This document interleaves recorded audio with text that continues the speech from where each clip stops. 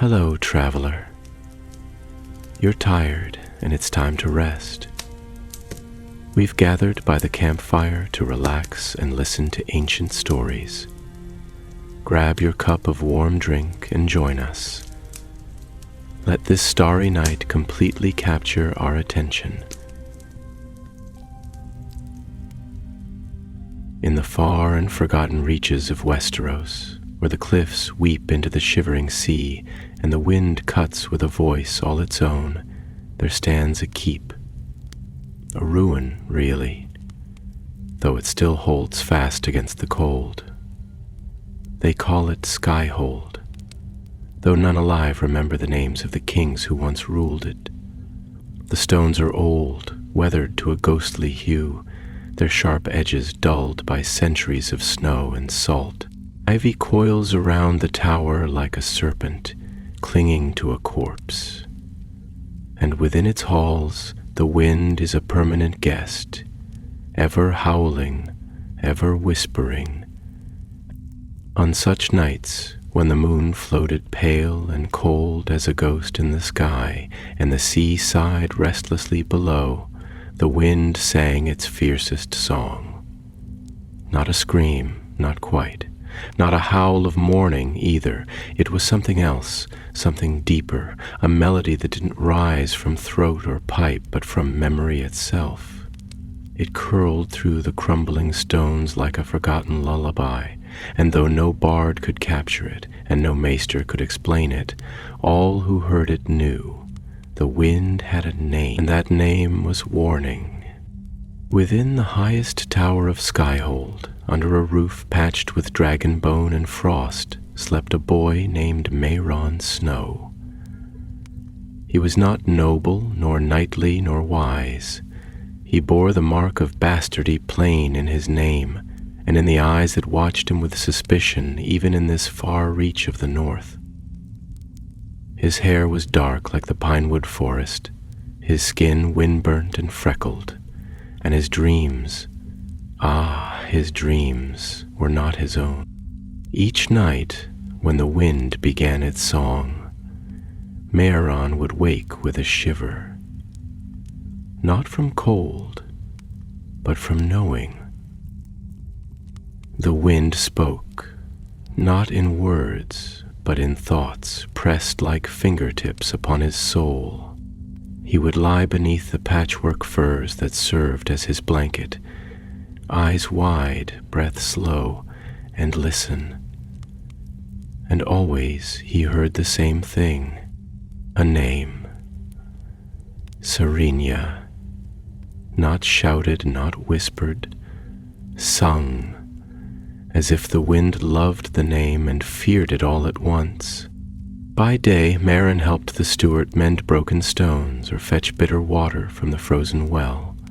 The castle had few true folk, only the old, the stubborn, and the unwanted. Skyhold was a place where men went to be forgotten, and Mehron was no exception.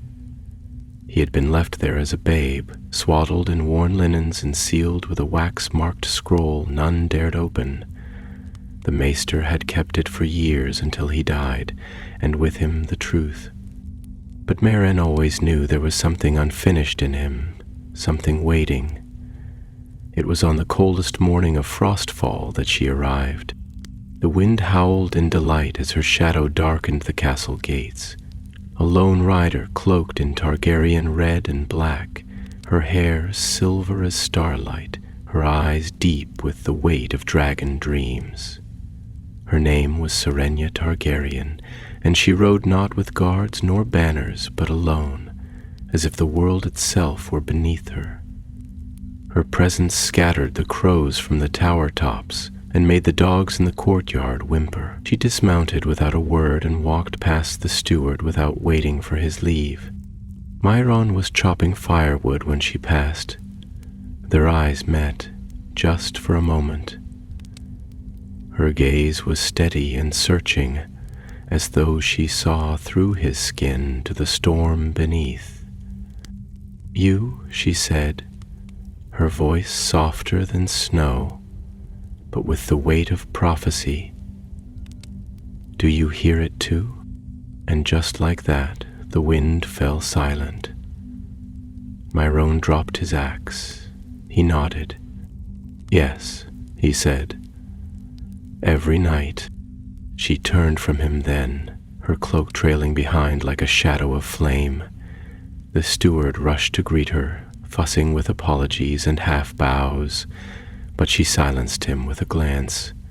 She asked for nothing, no fire, no food, no room.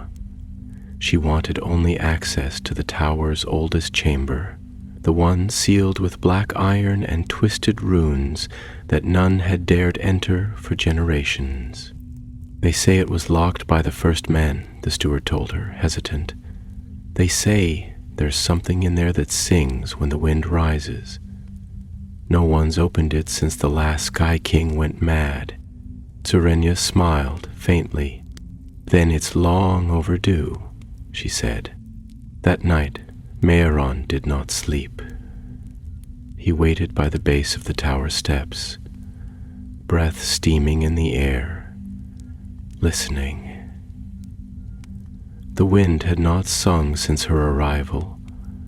It was as though it were holding its breath. Serenia emerged from the shadows, her silver hair unbound, her eyes rimmed in red from sleeplessness. "I need your help," she said. Meron blinked. "Why me?" "Because you heard the wind," she replied. "And because I dreamed of you before I ever rode north. You are part of the song." The boy felt the tremble of truth in her words. Not spoken truth, the kind that sat heavy in your gut like an old name remembered. He followed her up the spiral stair, each step colder than the last, until they reached the ancient door. She placed her hand upon it, and the runes shimmered faintly, like frost melting under the touch of flame. And Meron, though afraid, stepped beside her. From behind the door they heard it, a sound neither wind nor wail, a soft rising hum, like breath drawn in before a cry. Serenia reached into her satchel and withdrew a relic wrapped in dark velvet. When she unwrapped it, Meron saw what looked like a horn, long, curved, and carved from black wood veined with silver. Ancient, elegant, and impossibly cold. "It's dragon bone and weirwood," she said quietly. "They called it the wind caller's horn. It was lost during the Age of Heroes, or so the stories go." Meron could feel it from across the room, humming in his bones, whispering truths he didn't yet understand. She turned to him. "When the time is right," she said, "we must sound it."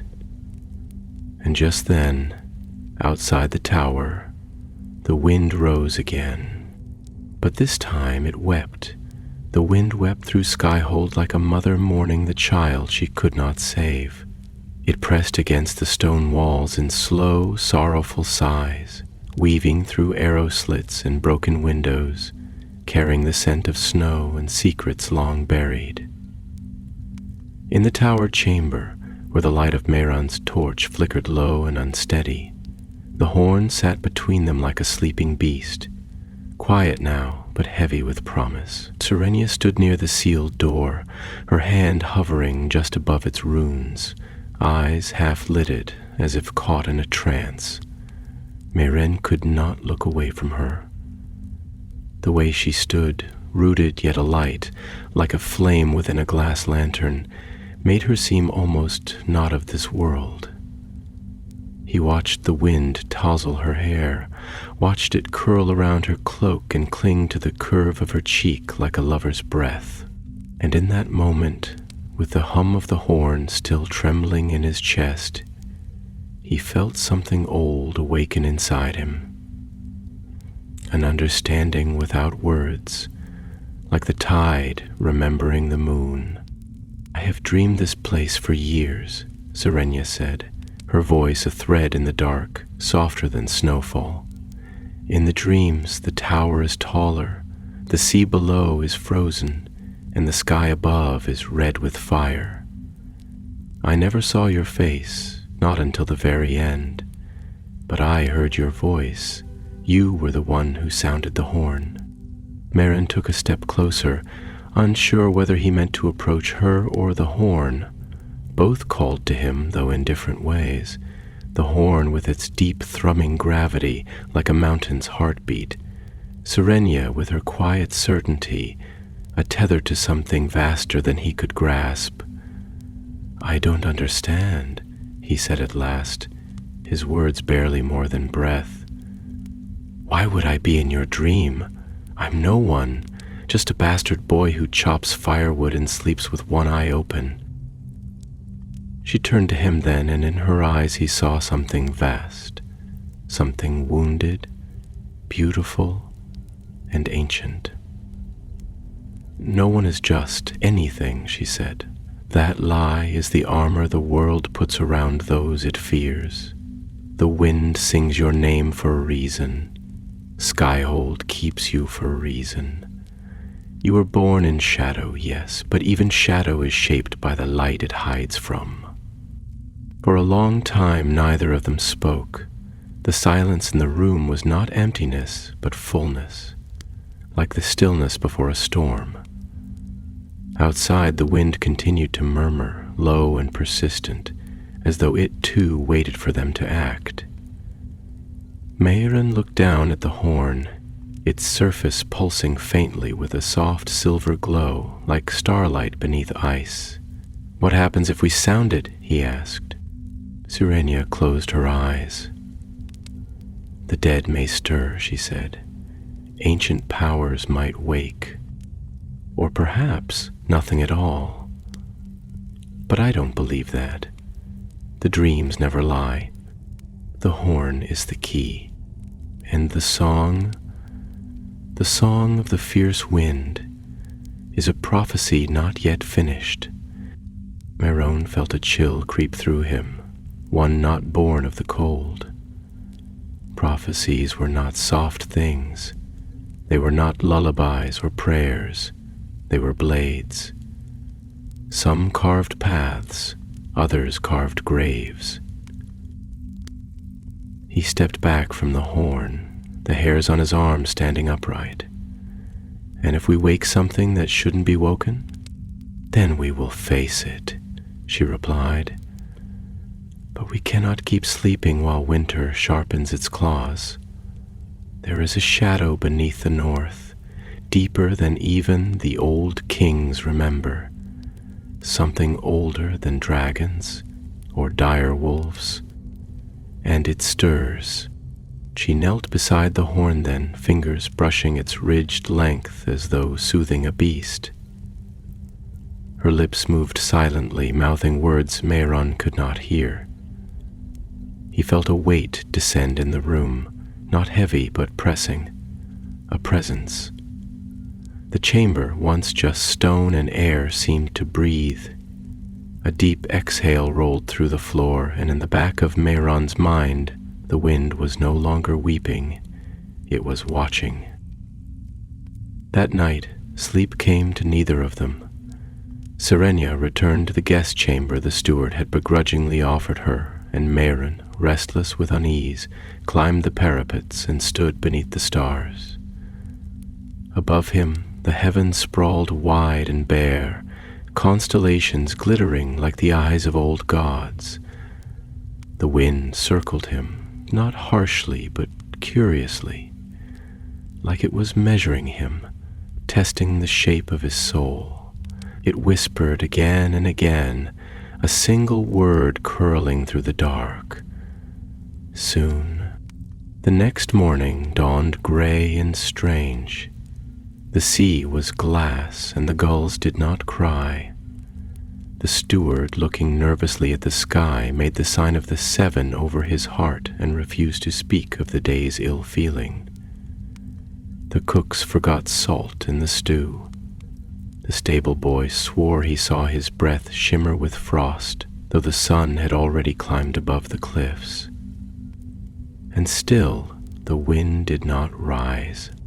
Mehran found Serenia in the library, seated among tomes thick with dust. Her fingers trailed across a map older than Skyhold itself, one drawn before the wall was raised and the first men carved their runes into the roots of the world. "There's something beneath the keep," she said without looking up. "A cavern or a vault. I can feel it.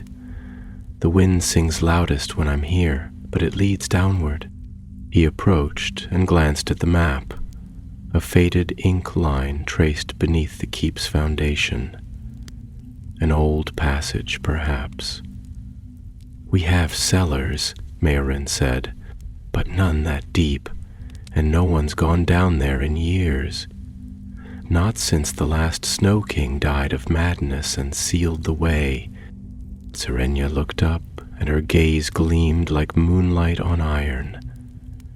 "Then it's time we open the path.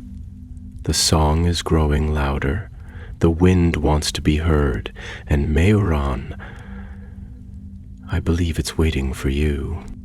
And far below, beneath stone and root and time itself, something stirred in the deep. A slow, soundless breath, as if the earth remembered its name. The descent began not in haste, but in reverence.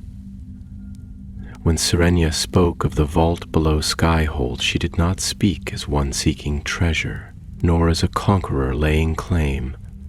She spoke as one returning to a truth too long buried beneath fear and forgetting. And so, when Mehran led her through the crumbling passageways beneath the keep, past old wine cellars filled with cobwebs, past rusted doors that had not creaked open in generations, he did so with the hush of one stepping into a sacred grove. The path twisted downward, the air growing colder, more damp, until even the stone walls began to sweat with memory. Torches flared against the damp, casting trembling shadows on the walls, and though Mehran tried to steady his breath, he felt as though the castle itself were holding its own, waiting for what came next. They reached a gate wrought of ancient black iron, sealed with 7 locks of bronze, each etched with a different sigil: a direwolf, a dragon, a weirwood tree, a 3-eyed raven, a ring of flame, a storm cloud, and a single eye crying blood. Symbols of power, of doom, of fate. The keyhole beneath the weirwood tree seemed to shimmer faintly as Mehran drew near. Serenia placed her palm over it without hesitation, and the metal flinched at her touch, groaning like something wounded. One by one the locks opened, not with keys, but with whispers. Serenia whispered to each, and each gave way until the last bolt clanged free and the gate swung inward with the weight of centuries. The darkness beyond was not empty.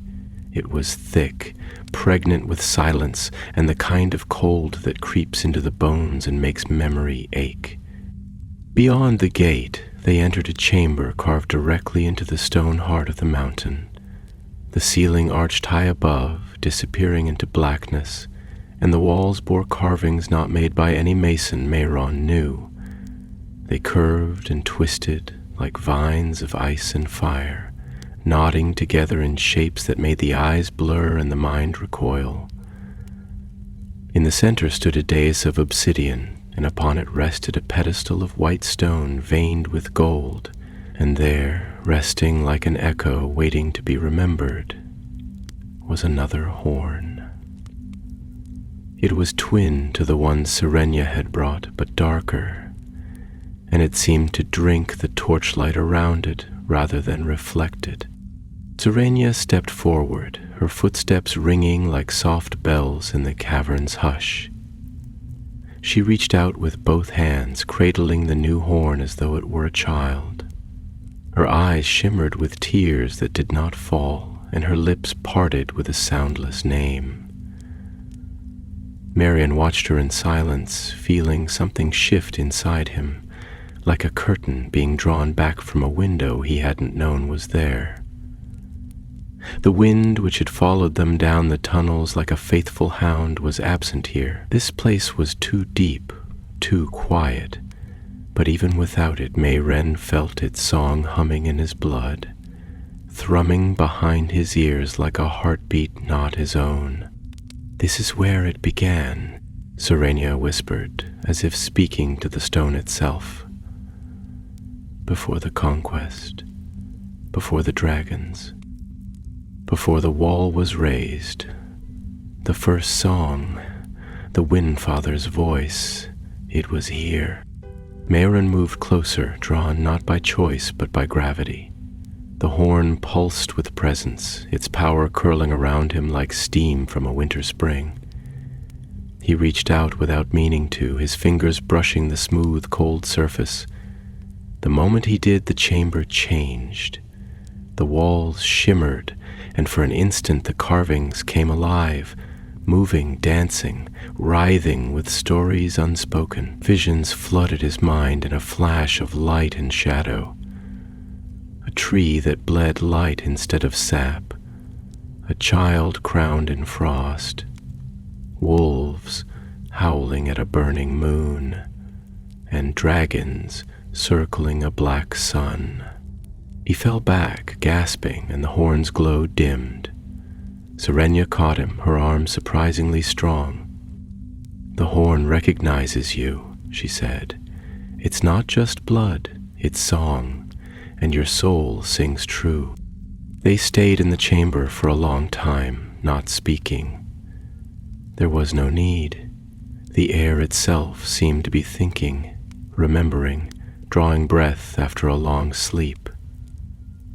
When at last they turned to go, Mayren felt as though he were leaving behind part of himself, or perhaps carrying something new within.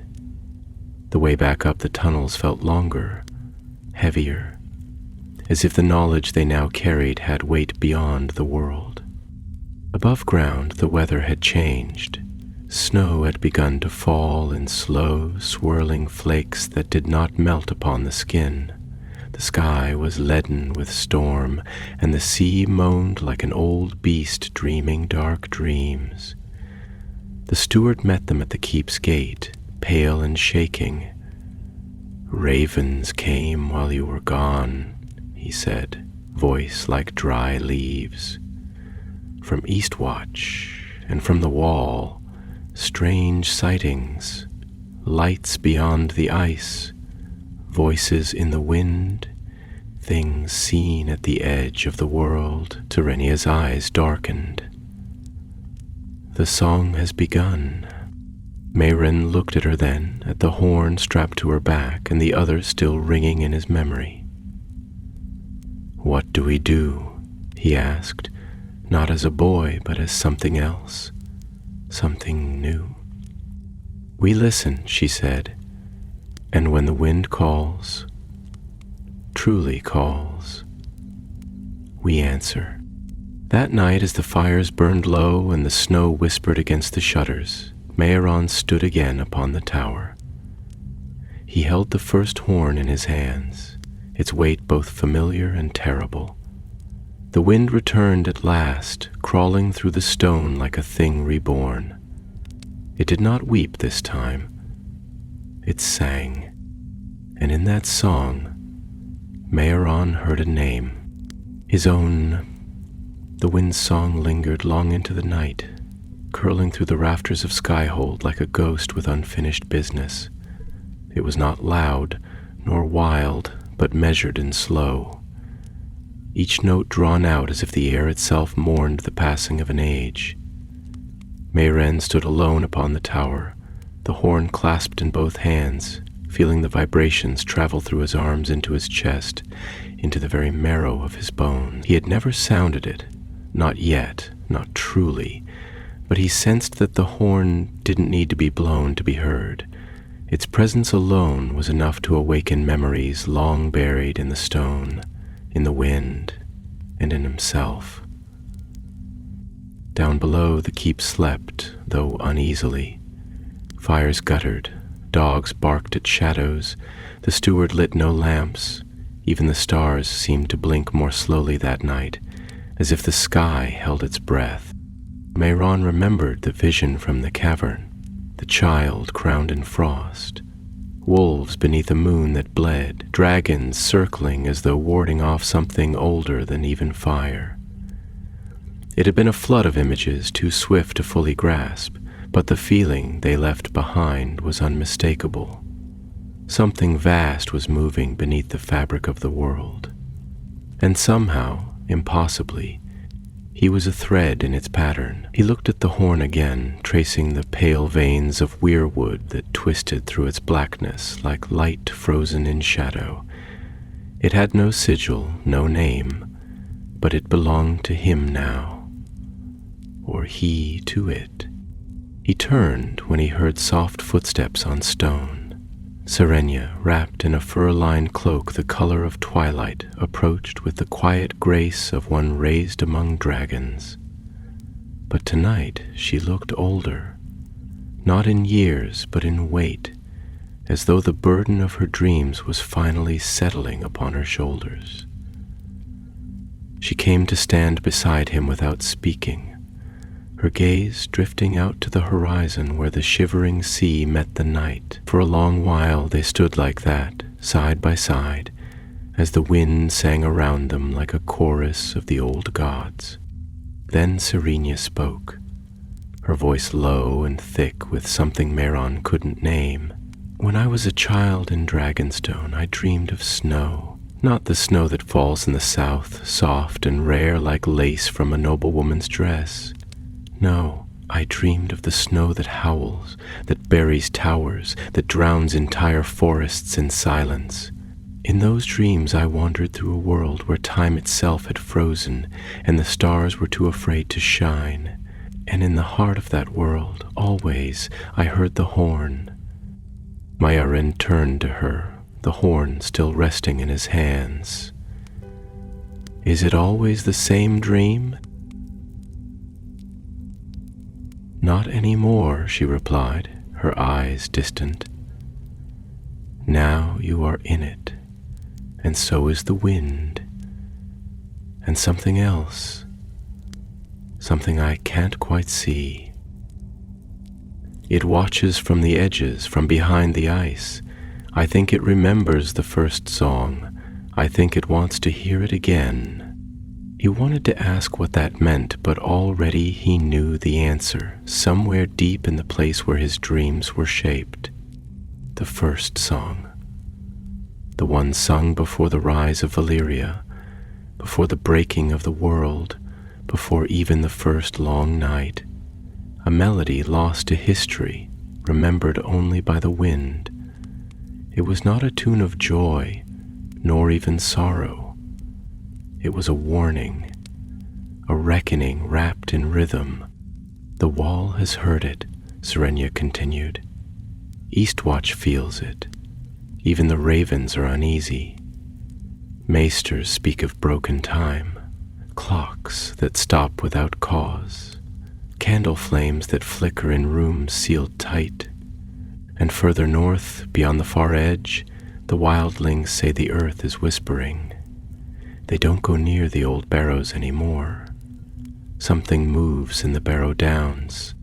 Mehran's grip tightened around the horn, and for the first time he realized he was not afraid. Not in the way he used to be when he woke from strange dreams and lay staring into the dark, wondering why the wind called to him and not someone else. Now he knew. The wind had not chosen randomly. It had remembered. There's more, Serenia said, reaching into the folds of her cloak. She pulled forth a scroll, its seal broken, but the parchment still bearing the sigil of the night's watch. A message from Castle Black. There's been a sighting near the Frostfangs, a figure in silver armor, alone, walking across the snow without leaving footprints. The brothers say he walked through the outer wall gate as though it weren't there. They swear no man opened it. Mehran stared at her, the cold deepening around them. Do you think it's one of them? The Others? I don't know, she said, her voice scarcely audible. But I think it's a herald, and I think the horn was made for this moment. They fell silent again, and this time the wind howled, truly howled, high and sharp, like a wolf keening at the death of the moon. Mehron felt the sound slice through him, not as pain, but as truth unveiled. He closed his eyes, and for a heartbeat he saw a vision clearer than any dream, a field of ice, a shadow with wings unfurling beneath the aurora sky, and a girl with silver hair standing at the center of it all, her arms raised, a storm swirling at her feet. When he opened his eyes, Serenia was already looking at him. "Tomorrow," she said, "we ride." "Where?" "To where the wind was born, and far to the north, beyond the wall and the reach of men, in a land lost to light and remembered only in song, something ancient turned its gaze southward. The ice beneath its feet did not crack, the air around it did not stir, but it heard the wind, and in that song it heard defiance. The wind had called, and this time it would answer. They departed Skyhold before dawn, when the stars still clung to the bruised velvet of the sky, and the world hovered in that fragile silence before the first breath of morning. The snow fell in slow spirals, catching on Mehron's cloak and in Serenia's silver hair, but neither of them noticed. Their eyes were fixed ahead, beyond the gate, beyond the cliffs, beyond even the frost-cracked road that wound northward like a serpent carved into stone. With the twin horns strapped tightly to their backs and their provisions bound to a single horse, they rode with a kind of solemnity that made the very air seem thinner, the wind quieter. Skyhold disappeared behind them with almost uncanny speed, swallowed by mist and snow, and neither of them looked back, for both knew instinctively their leaving was not a departure, but a crossing, a quiet, irrevocable step from the world they had known into a world that had long since been forgotten by time. As they traveled northward, the landscape changed, not with drama, but with erosion. Forests thinned into skeletal groves where trees stood like sentinels caught mid-morning, their branches naked and black against the snow. Rivers slowed beneath layers of brittle ice, their soft murmurs muffled like secrets lost to memory. Even the mountains grew still, brooding beneath veils of frost, their peaks obscured by pale mist, and always the wind moved with them, no longer howling, but humming, a steady undertone beneath the silence, as though the land itself were holding its breath, listening to the melody that the two carried between them. They spoke little, not from lack of words, but because the road allowed no room for small thoughts. When they did speak, it was of what lay ahead. Serenia had dreamed of a place beyond the wall, a place older than the castles of the Watch, older even than the wall itself. A hollow in the earth where stone and root and sky had once met in harmony, long before the long night had crept across the world, a sanctuary carved not by man, but by memory, where the wind first found its voice. "It will know us," she had said on the second night, her eyes half-lidded, as she stared into the fire they had kindled beneath the boughs of an ancient pine. "Because we are part of it, like breath drawn back in." And Mehron, though skeptical by nature, had said nothing, for in his dreams, too, the place had begun to form, not as a vision, but as a scent, a feeling. A chord struck so deep it hummed through his marrow. He could feel the road bending toward it, even when no road remained. He could feel the horn's weight change slightly each day, as though tuning itself to something waiting on the other side of the horizon. He didn't ask questions anymore. He simply listened. And in the quiet moments between their footsteps, he began to understand the rhythm of the song, not in words, but in resonance. The horn did not sing of battle. It sang of balance. By the time they reached the wall, the air had grown so sharp it seemed to slice through breath itself. The structure loomed like a judgment cast in ice, rising higher than any mountain Mehron had seen, its face catching the light of the setting sun and fracturing it into cold fire. Eastwatch stood like a broken tooth against the edge of the world, manned by only a handful of brothers now, their black cloaks wrapped tightly, their eyes heavy with the weight of watching too long without relief. They did not question Serenya's presence. Perhaps her name opened the gate. Perhaps it was the horn on her back. Or perhaps the wind had already whispered her arrival into their dreams.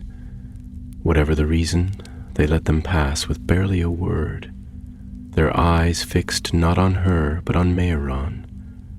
One of the men, old and gaunt and hollow-cheeked, reached out to him as he walked past. His voice was like the crack of ancient parchment. "You carry the storm," he said. "Don't let it carry you." Mehron did not answer. He simply bowed his head and walked on. Beyond the wall, the world changed again. It was not just colder, it was older. The snow was deeper and not merely from weather. It held layers of time, pressed into silence. The trees grew stranger, thicker of trunk, with bark like bone and branches that creaked as if whispering half-remembered names. Some bled sap black as pitch. Others did not bleed at all. The stars above seemed more distant here, and the sky itself turned a different shade of blue, so dark it almost gleamed like steel. The silence became complete. Not the hush of solitude, but the quiet of ancient things, watching from the dark, too tired or too wise to speak. For days they followed a path visible only to Serenya, who rode ahead with eyes that glinted like cold flame. Her dreams guided them, not in directions, but in feelings, like a thread drawn through the fog of the world. She would stop sometimes, staring into the snow as though listening to something just beneath it. Then, without a word, she would change course, and Mehron would follow.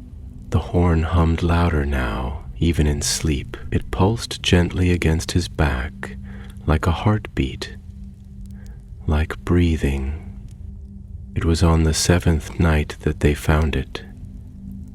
Not a place, but a presence. The storm came swiftly, without thunder or lightning, but with a blinding white that swallowed the world whole. Wind screamed around them, louder than it had in all their travels, but not mindless, not wild. It circled them like a beast, uncertain whether to attack or bow. And in the heart of it, as they huddled beneath the shadow of an ancient, frost-cracked archway jutting from the snow like the ribs of some long-dead god, Serenya stood and raised her hands. The wind stopped. Just like that, as if the sky itself obeyed. Beneath the sudden silence, a shape emerged from the snow, a great hollow rimmed with stone and root, descending into the earth like a spiral wound. It had no walls, no door, no sigil, but the horns pulsed together in answer, and the wind, as if relieved, began to sing again. Soft, low, and full of memory. Serenya turned to Mehron. Her voice did not tremble. This is where the first song was sung. The hollow yawned before them like the mouth of the world, wide and solemn, a spiral of stone and root that curved gently into the earth as if shaped not by hands but by wind itself. No tool had carved it, and no tale remembered its making. It had the stillness of something that had never been touched by war, by kings, or even by time. Snow did not fall within its basin. The storm, which had roared across the land just moments before, now passed harmlessly over it, as if unwilling to disturb the quiet that dwelled in that sacred descent. The wind, which had always sung around Mehron like a restless spirit, now hushed into a single breath that moved not through the air but through the soul, a breath that spoke not in words, but in memory. Serenia stepped forward without hesitation, and Mehron followed, his feet crunching softly on the path that led down, each step falling into a silence deeper than the last. As they descended, the world above grew distant, not in space but in presence, as though they were stepping not merely into a place, but into a moment that existed outside of the flow of ordinary time. The air grew warmer, strangely so, not with heat, but with a kind of gentle pressure, like the embrace of still water. Mehron could feel his heartbeat slowing, not from fear, but in harmony with something deeper, the steady thrum of the earth remembering itself. He glanced at Serenia, and in the dim light her face seemed lit from within, her eyes reflecting something unseen. She moved like one returning home after a long exile. And Mehron, though uncertain of what he would find, could not deny that the same pull gripped his heart. At the center of the hollow, the path widened into a circle of smooth, dark stone, veined with silver and rimmed by ancient roots that curved upward like ribs of an old beast asleep beneath the soil. In the middle of that circle stood a pedestal, rough and elemental, upon which rested nothing, and yet everything. It was empty, but the space above it shimmered faintly, as though something invisible hovered there, vibrating with the weight of unspoken purpose. Serenia stopped at the edge of the circle and dropped to one knee, not in submission, but in reverence. Mehron did the same, feeling a strange heat behind his eyes, like the beginning of tears not yet wept. "This is the breath between worlds," Serenia said at last, her voice no louder than the stirring of leaves. "Before the first men, before the children, before even the night came walking, this place was the breath drawn in by the world, and what we do here is the exhale." Mehron felt the horns on their backs begin to resonate, a low, mournful tone that never fully emerged but lingered just behind hearing. It was not noise, it was presence, a call waiting to be answered, slowly, with fingers that trembled not from cold but from knowing. He reached back and drew the horn from its wrappings. It felt heavier now and warmer. It pulsed in his hand like a living heart. Serenia did the same, and for a long moment they knelt together in silence, horn to chest, eyes closed. And the wind, the fierce wind that had haunted Mehron's dreams since childhood, was utterly still. Then, with a breath shared not in sound but in soul, they rose together. The horns moved in unison, lifted skyward as if by unseen strings, and when they sounded, it was not by mouth or breath, but by memory. A great deep sound unfurled from them, low, ancient, and layered with voices that had never lived in bodies. The air around them shimmered, the snow above pausing in mid-fall, the stars in the sky brightening all at once. And from the earth below the answer came, not in echo but in harmony. The world sang. It was not music, not as Maorin had ever known it. It was feeling made sound. It was grief and joy and terror and love braided together in cords of wind and root and bone. It rang through the hollow, through the mountains, through the wall itself. The brothers of the night's watch, waking in their beds, felt it tremble through the stones. The wolves of the far north lifted their heads and howled. The dead, those who slept beneath barrows wrapped in snow and silence, turned slowly in their rest, and far beyond them, in the lands where no fire dared burn and no sun dared shine, something ancient opened its eyes. When the sound faded, there was no silence, only awe. Serenya's face was streaked with tears, her hands shaking, her horn lowered. Mehran felt as if he had been emptied and filled in the same moment, a vessel cracked and remade. He dropped to his knees, not from weakness, but from the unbearable weight of what they had done. For a long time, neither spoke. There was nothing to say, and then the wind returned. But it did not sing, it wept. Not as it had wept before in warning. This was different, softer, grieving, grateful. A wind that had held its breath for an age and now, finally, could exhale. Serenia placed a hand on Mehran's shoulder. "It has begun," she said.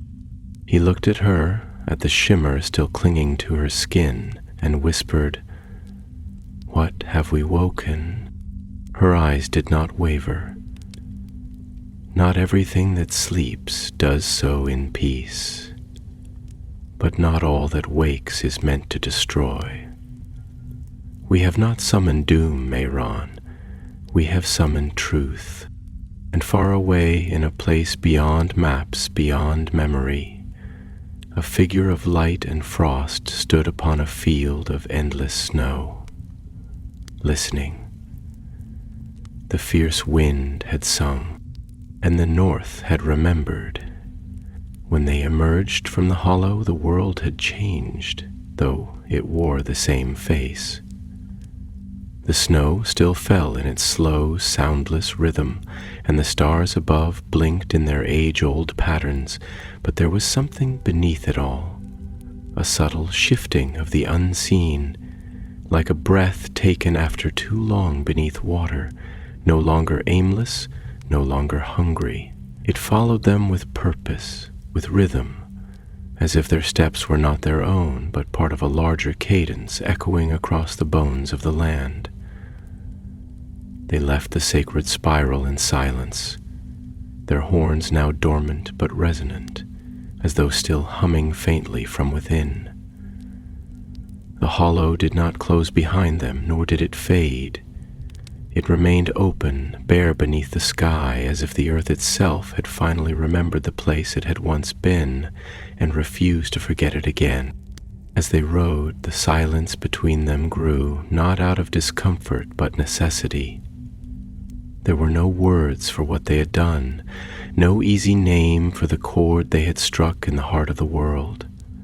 Even now, Mehran could feel it vibrating beneath his skin, like a second heartbeat tethered to something vast and unknowable.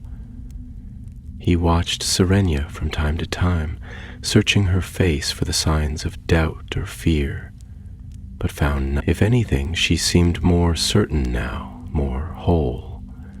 The dreams that had plagued her with glimpses and shadows had found their shape, and she moved with the serenity of someone who had stepped into their purpose.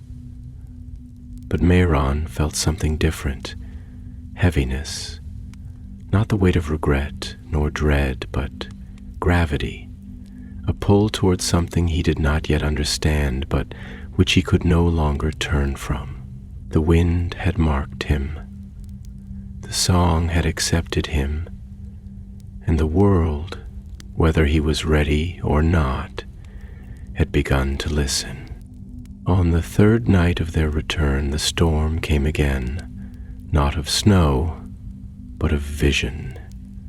It found Meren in sleep, seizing him with such force that he awoke breathless, eyes wide, sweat freezing against his skin, despite the fire they had built. In the dream he stood alone on a plain of ice, the horizon stretching forever in every direction, broken only by the rising of a single mountain, tall and narrow, carved from black stone. Upon its peak stood a figure cloaked in moonlight, neither man nor beast, but something in between. It did not move, it did not speak, but Meren knew it watched him, and around it the wind did not blow. It circled in place, like a storm held in the palm of a hand. He felt himself drawn forward, his steps crunching through the frost, the horn in his arms glowing with inner fire. And as he drew near, the figure raised one hand, not in greeting, but in command. Mare fell to his knees, not from pain, but from the weight of knowing.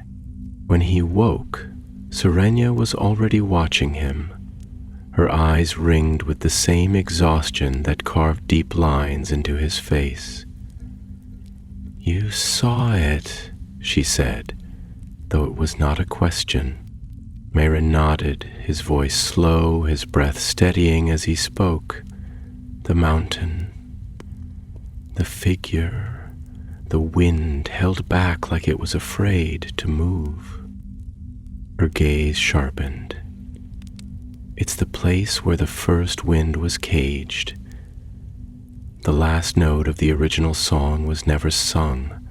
It was sealed there, trapped by those who feared what it might awaken.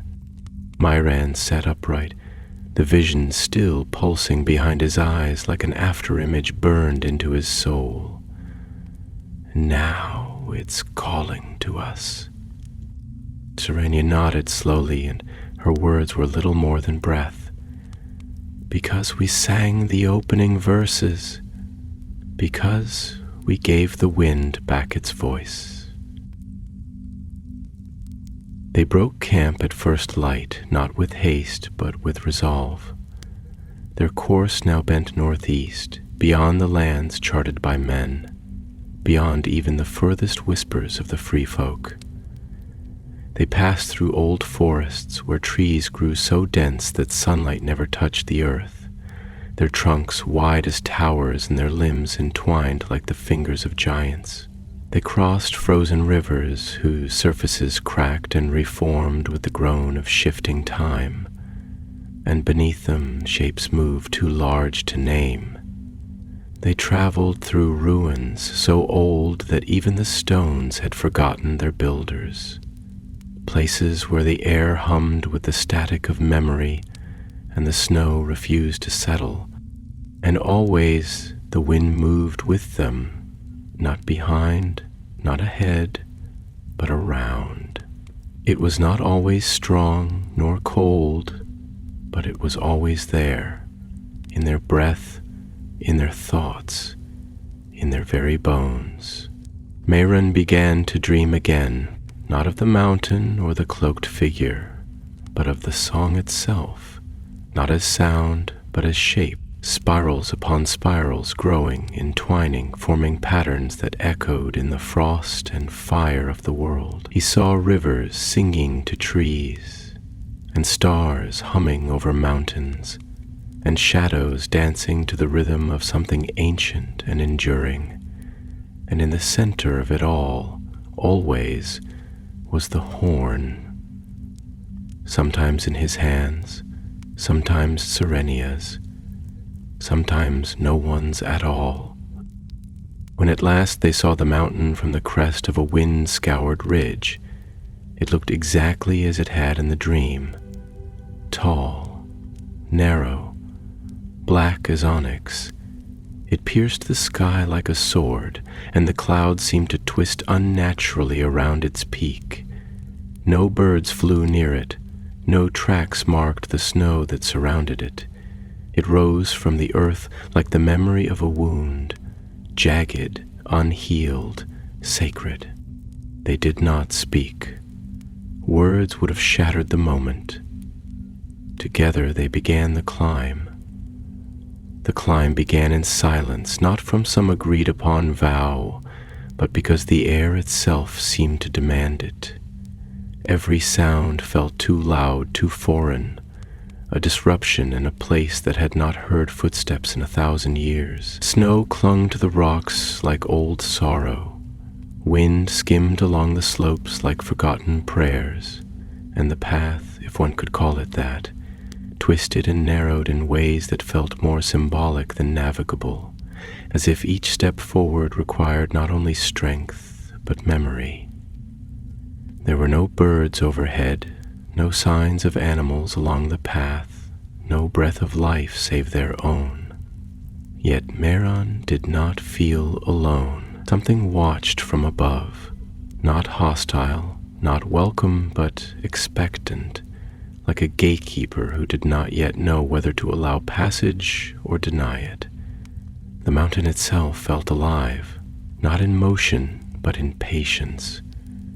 It had waited for them, for this moment, and it watched with the stillness of a witness who had seen ages rise and fall, and knew that even time must eventually answer to truth. The first hour was easy. Snow packed hard beneath their boots, the wind only a whisper. But as they climbed, the mountain tested them, not with storms or falls or cruel terrain, but with memory. Mehran began to feel it before he understood it. Small impressions, flickers, like light playing behind closed eyes. He saw his childhood, not as recollection, but as presence. He felt the ache of waiting winters, the sting of words meant to diminish, the soft sorrow of wondering why he had been left at Skyhold, why the wind had chosen to sing to him. And through it all, he heard the first note of the song again, not loud, not insistent, but there, woven through every echo of his past. The mountain was not showing him these things. It was feeling them, remembering them through him, as though his life had been carved into its side without his knowing. And when he turned to Serenia, he saw the same reflection in her eyes, tears glistening without shame, a strength more honest than steel. "This place," she whispered, her voice trailing like snow on stone, "it remembers everything." The path narrowed, the air growing thinner, colder, but it was not the cold of winter. It was the cold of clarity, a stillness so deep it burned, peeling away everything unnecessary until only essence remained. They moved slowly now, not from weariness, but reverence. Each footfall became part of the ritual, each breath an offering. They did not speak again, not with words. Their presence was enough. Two figures climbing not toward a summit, but toward understanding. When they reached the ridge that curled just below the peak, they stopped, not because they were finished, but because the mountain itself had drawn breath. Before them stood an arch of stone, tall, cracked, but whole. Its pillars were etched with symbols too old to name, spiral stars rooted suns, wings of flame curled around droplets of ice. In its center floated a faint shimmer, like a veil made of moonlight, stretched taut between time and space. Serenia stepped forward, her hand outstretched, but the wind surged suddenly, not in anger but in warning. She stopped. The horns at their backs vibrated sharply, and Mehran felt something lock into place inside him. The song was not complete. The final note had not yet been sung. And then the voice came, not from behind the veil, not from the sky, but from within. You who would finish the song, it said, not in one voice, but in many, layered and harmonic, as though sung by the bones of the mountain itself. You who would wake the wind and stir the silence. Why do you climb? Myron did not answer right away, not because he lacked words, but because the question asked for something deeper, a reason that was not taught, but lived. He stepped forward, laying the horn gently upon the snow before him. Because silence is no longer safety, he said, because forgetting is no longer peace. The wind carried warning, and we answered not with fire nor war, but with song. We came not to conquer, but to remember. There was no sound in response, no thunder or chorus, only a long, low tone, one that came not from the horn, but from the earth beneath them, rising like the first breath of a world being born again. The veil shimmered once, then fell away like mist. Behind it stood a chamber of light and shadow, stone and air, and in its center, where no wind had blown for 1,000 years, hovered the final note of the song. It was not a thing, not an object. It was a shape made of feeling, a curl of wind held in place by silence, a thought never spoken aloud. Surenia stepped forward, her hands trembling, her breath catching in her throat. She lifted her horn not with force, but with awe. Mayron joined her, and together they raised the instruments to their lips. The sound that followed was not a sound at all. It was memory. The mountain shuddered, not in violence, but in release. Snow peeled from its flanks, clouds cracked open above, and across the world, from the southern shores of Dorne to the green hills of the Reach, from the burning ruins of Valyria to the shattered isles of the Stepstones, the wind shifted. It moved like a hand brushing aside dust from old truths. It moved like a song forgotten, then remembered by the soul. In the frozen wastes beyond the wall, a figure cloaked in frost turned slowly to face the south, and for the first time in 1,000 years, its eyes, pale as broken moons, blinked. The fierce wind had finished its song, and the world was listening. The air that followed the final note was unlike anything the world had known. It was not silence, though no sound stirred within it. It was not stillness, though not a single snowflake dared fall. It was a kind of waiting, an inhalation so deep, so vast, it seemed the very earth and sky had paused to ponder what had just been done. In that moment, Myron stood upon the threshold of something far greater than prophecy or history. He felt the trembling in the bones of the mountain beneath his feet, not as fear, but as relief, as if the stones themselves had held their breath through ages of forgotten pain and now, at last, had permission to exhale. The chamber behind the veil had changed. The light no longer shimmered. It pulsed, slow and rhythmic, like the heartbeat of the world. And within that light stood a figure. Not a shadow, not a god, not a wight nor beast, but a man carved from storm and memory. He wore no crown, bore no sigil. His skin was pale as frost, his hair like threads of falling snow, and yet there was fire in his eyes, not the fire of dragons nor of war, but the inner fire of knowing, the cold flame that burns when all illusions fall away and only truth remains. He regarded Meryn and Serenia not with curiosity, but with recognition, as though they were the final line in a song he had been singing alone for too long. When he spoke, his voice carried no sound, yet it moved through them like wind through leaves, like light beneath water. "You have sung what was sealed," he said. "You have awakened what was buried not in soil but in silence. Do you understand what this means?" Myron stepped forward, feeling his voice welling up not from his throat but from something deeper. "It means the world must remember. It means we no longer turn away." The figure nodded, slowly, solemnly. "Then you are ready." With those words he raised his hands, not as a warrior, but as a weaver, and around them the chamber shifted. The walls dissolved into horizon, the floor into sky, and the mountain itself seemed to unfold. They stood not within it now, but above it, or perhaps beneath, or perhaps in a place entirely separate, woven of memory and meaning, and below them stretched a vision of the world as it once was. The first wind, unshackled.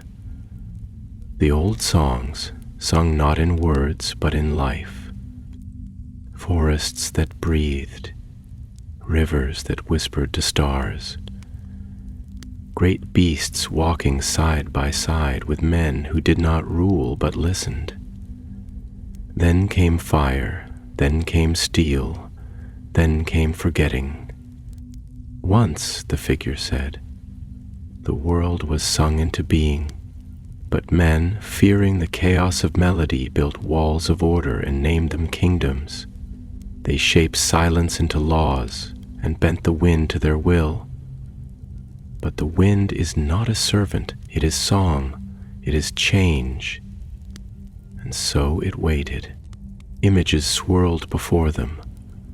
Wars, betrayals, empires rising and falling like breaths drawn too quickly. And always, behind it all, the wind, growing quieter, dimmer, until only echoes remained, misremembered as legend, dismissed as superstition, until now. Serenia's eyes glistened with unshed tears, not from sorrow, but from awe. "Why us?" she asked, her voice trembling with the weight of that question. "Why now?" The figure looked at her then, and Mayron felt the depth of that gaze, not as judgment, but as revelation. "Because you listened. Because while others raised swords and sought crowns, you followed the sound beneath the sound. You felt the ache of the earth, the tremble of time. You did not seek to rule, but to remember." He turned to Meren, and though no words passed between them, Meren felt the message as clearly as if it had been branded onto his skin. You were born not of lineage, but of longing. The wind does not choose kings, it chooses echoes. And Meren was one. The vision faded slowly, like the last note of a harp string fading into dusk. The chamber returned, though smaller now, and the figure was gone. In his place, on the pedestal where once nothing had rested, now lay a small stone, simple, uncarved, dull gray like river rock, yet Meren knew without instruction, without prophecy, that it was the seed of the second song, not a weapon, not a tool, a beginning. Serenia reached for it, but Marion stopped her gently. "It's not mine alone," he said. "We carry it together." And so they did. As they descended the mountain, the world began to shift around them. Subtly, a snowflake falling upward, a tree root pushing through stone as though it remembered its path. The sky deepened, the stars realigned, not all at once, not in violence, but in harmony. The wind moved differently now, not aimless, but weaving, as if the song begun at the beginning of all things had found its next verse. They returned not as heroes, not as rulers, not as saviors. They returned as singers, and the world, still bruised and broken in places, tilted ever so slightly toward breath. The return journey was unlike the one that had brought them north, not because the road had changed, but because Meryn and Serenia no longer walked it as the same souls. The land still groaned beneath snow, the trees still whispered their ancient verses, and the skies still turned with slow and ponderous grace. Yet now there was something new woven into the tapestry of the world, a thread of melody that shimmered just beneath the skin of silence. It was not loud nor bold. It did not demand to be heard. But for those who had ears tuned to it, for those who had walked with the wind and sung the breath of the earth, it was as constant as heartbeat, as undeniable as dawn. It pulsed through every step, every pause, every look exchanged between the two who had borne the horns to the mountain. It pulsed through every step, every pause, every look exchanged between the two who had borne the horns to the mountain, and the world, though not wholly changed, had begun to hum in response. Meryn noticed it first in the way the snow fell, not straight, not in stillness, but in slow spirals, as though dancing to some forgotten rhythm.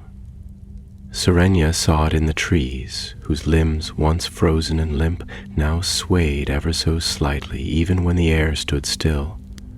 The wind was no longer wild, it was watchful.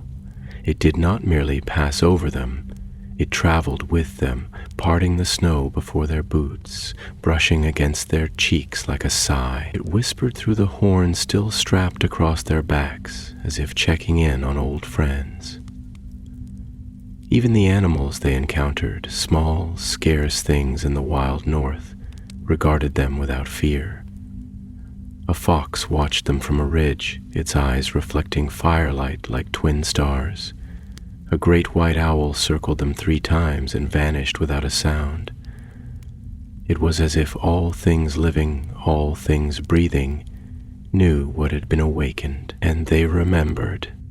At Eastwatch, they were met not with suspicion, but with solemnity.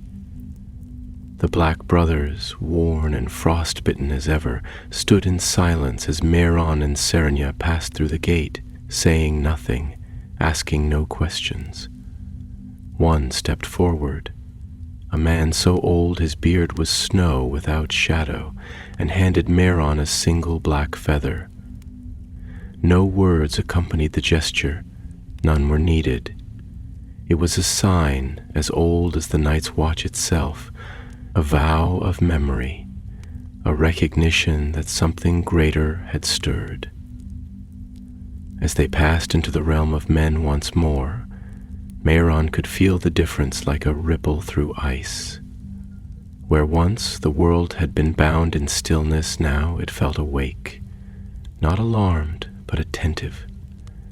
And everywhere they went, people seemed to pause mid-sentence, mid-thought, their eyes turning toward the wind as if catching the tail end of a story they did not realize they'd forgotten. They passed villages where old songs were sung again, not because anyone taught them, but because someone somewhere had started humming. Children played games that bore the cadence of the wind's rhythm, their laughter rising like flutes across the rooftops.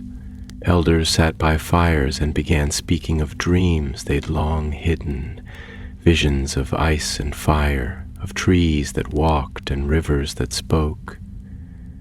In one village, an old woman touched Serenia's hand and wept, not from sorrow, but from recognition. "You've opened the door," she whispered, "and I remember what lies beyond." At Skyhold, the stewards and guards stood in confused reverence. No horns were blown, no bells were rung, but something in the air made even the most skeptical bow their heads.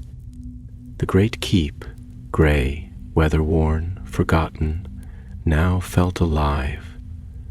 Vines clung tighter to its walls, not as decay but as adornment.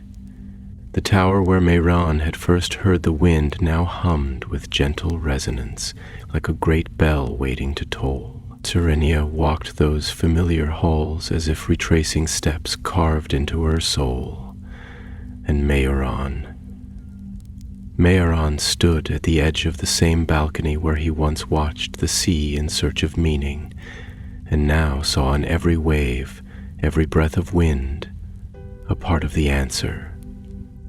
They stayed for only 3 days, long enough to restore the ancient horn to its rightful resting place beneath the tower, now no longer a relic of mystery but a beacon. Long enough to write the beginning of what would one day be called the second song, not in ink but in ritual, planting a circle of frost grass on the parapet, etching a single spiral into the floor of the upper hall, and placing a bowl of still water where the sun struck the stone, not as commandments, not as rules, but as reminders. And then they rode south, not as kings, not as saviors, but as threads in a growing melody, for they knew that the wind had not sung its last note. It had only changed key in the kingdoms of men, where lords and small folk alike dreamed of peace but prepared for war. The song found its way into hearts. Some rejected it, too afraid of what it might undo. Others clung to it without understanding, but a few, just a few, heard. Maesters began to argue over ancient texts whose ink had faded beyond reading, only to find those very pages returning their words. A child in the Vale drew maps of forests that no longer existed, claiming to have walked them in dreams. And across the sea, in the ruins of old Valyria, the winds that had lain dead for centuries stirred once more. The world had begun to hum, and Mehran knew it would never be quiet again. And so it was that the wind, once a whisper lost among the eaves of forgotten towers and the bones of ancient trees, became a voice again. A voice woven into the heart of the world, soft as breath, vast as night, but it did not thunder nor command. It did not issue proclamations from thrones of stone or echo through halls of fire. Instead, it moved as it always had, unseen yet ever present, curling beneath the doorways of the mighty and the meek alike, stirring the corners of dreams, carrying fragments of a song that was never finished but endlessly becoming. Mehran and Serenia rode through this changed world, not as heralds, but as harmonies. Their names were not yet sung in every court or written into the histories of maesters, and they did not seek such things, for what they had awakened was not an empire. It was an understanding, a quiet knowing that hummed in the marrow of things, in the deep roots of trees, and in the long sighs of the ocean. The road south wound through winter-touched valleys and moon-dappled woods, through places Mehran had once thought lifeless, but now saw with new eyes. He could sense the shift in the land's breath, feel how even the stones beneath their horses' hooves held memory. Trees leaned gently toward them as they passed, leaves rustling with curiosity. Rivers spoke in rhythms that mirrored the songs they had carried in their horns, and sometimes, when the wind moved just right, the world around them fell still, not in silence, but in reverence, as if listening for the next verse. They stopped often, not out of weariness, but because the places themselves asked them to stay. A hill where the wind carved runes into the grass, a glade where no birds flew, but where the air rang with presence. Each stop became a note in the unfolding song of the world, a moment of communion not with gods, but with the breath of creation itself. In one village, a child approached Serenia, her hands cupped around a single white feather. She offered it without a word, her eyes wide and solemn, and when Serenia bent to accept it, the girl smiled and whispered, "The trees told me to wait." Elsewhere, in a windswept plain where the grass grew silver under moonlight, Mehran met an old shepherd who claimed to have heard voices in the breeze since boyhood, voices that had once frightened him, then comforted him, then faded. But now the voices were back, clearer, gentler. "They said you would come," the shepherd told him, "and bring the wind home." And through it all the horns remained with them, not loud, not blazing, but steady. Mehran sometimes touched his as one might touch a beloved talisman, not to summon, but to remember. Serenia often sat in the stillness before sleep, her fingers tracing the spirals of her horn's surface like one rereading a favorite passage, not to decipher but to relive. They understood now that the horns were not merely instruments. They were vessels, holding the memory of the first breath, the ache of the second silence, and the longing of a world that yearned to sing itself whole again. They did not blow them again. They did not need to. The wind carried the song forward. In the great cities of the South, Old Town, King's Landing, even proud, crumbling Harrenhal, strange things began to unfold. Weather changed subtly. Ravens flew in patterns that mimicked constellations unseen for centuries. Dreams grew more vivid. Forgotten wells, once dry, began to trickle again, and people, men and women who had never met, never heard the tale of the fierce wind, began to hum unconsciously. They hummed melodies that had no name, that had never been written, but which carried a sadness so old and a beauty so pure, it made listeners weep without understanding why. And there, in the midst of it all, Mehran stood once more beneath the open sky, beside Serenia, watching the wind dance across the world they had helped awaken. He thought of the first time he had heard it, that whisper through the broken stones of Skyhold, when he was but a boy wrapped in questions. And now, though he was still wrapped in questions, he no longer feared them, for he had come to understand that the song was not made of answers, but of echoes, each one a thread weaving itself into the vast and endless fabric of the wind. The fierce wind. "I used to think the wind was calling for help," he said softly as the two of them sat on the edge of a cliff overlooking a valley that shimmered with dawn. "But maybe it was just lonely." Serenia smiled, her gaze fixed on the horizon, where the light broke open like a song beginning again. Or maybe it was waiting for someone to remember it was never alone to begin with. The wind stirred gently around them, lifting their hair, curling between their fingers. It did not rush. It did not weep. It simply moved, graceful, eternal. The song of the fierce wind had been sung, but the melody, oh, the melody had only just begun.